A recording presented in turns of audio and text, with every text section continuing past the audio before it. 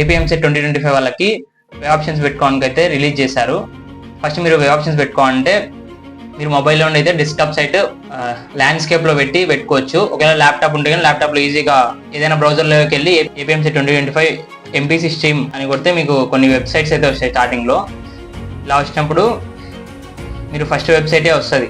మీకు వెబ్సైట్ అనేది ఇలా చూపిస్తుంది, పైన స్క్రీన్లో కనిపిస్తూ ఉంటుంది చూడు. ఇలా వెళ్ళిన తర్వాత మీరు వెబ్ ఆప్షన్స్లోకి ఎంటర్ అవ్వాలి. వెబ్ ఆప్షన్స్ ఎంటర్ అయిన తర్వాత మీ హాల్ టికెట్ నెంబర్ అనేది ఎంటర్ చేయాలి.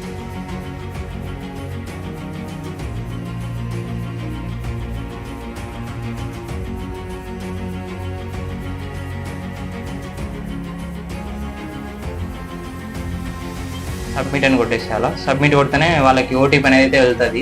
మళ్ళీ మీరు మీ ఓటీపీ ఎంటర్ చేసిన తర్వాత సబ్మిట్ చేసేయాలి. సబ్మిట్ చేస్తానే మీకు ఇలా వచ్చేస్తుంది. మీకు పైన మీ నేమ్, మీ హాల్ టికెట్ నెంబరు, మీకు ఏ డిస్ట్రిక్ట్ కావాలంటే ఆ డిస్ట్రిక్ట్లో పెట్టుకోవచ్చు, లేదా మీరు యూనివర్సిటీ అలా సెలెక్ట్ చేసుకోవచ్చు. మీరు ఫస్ట్ ఏ డిస్ట్రిక్ట్ కావాలో ఆ డిస్ట్రిక్ట్ సెలెక్ట్ చేసుకుంటే ఇక్కడ కాలేజ్ చూపిస్తాయి. దాన్ని బట్టి మీరు యాడ్ చేసుకోవాలి 1 by 1. ఫస్ట్ మనకు ఇక్కడ సర్చ్ ఆప్షన్ అని ఉండదు. మనకు కావాల్సిందే ఏ డిస్ట్రిక్ట్లో ఉందో సెలెక్ట్ చేసుకోవాలి. అలాగే యూనివర్సిటీ టైప్ కూడా సెలెక్ట్ చేసుకోవాలి. అలా సెలెక్ట్ చేసిన తర్వాత మీకు లెఫ్ట్ సైడ్లో ఆప్షన్ చూపిస్తాయి.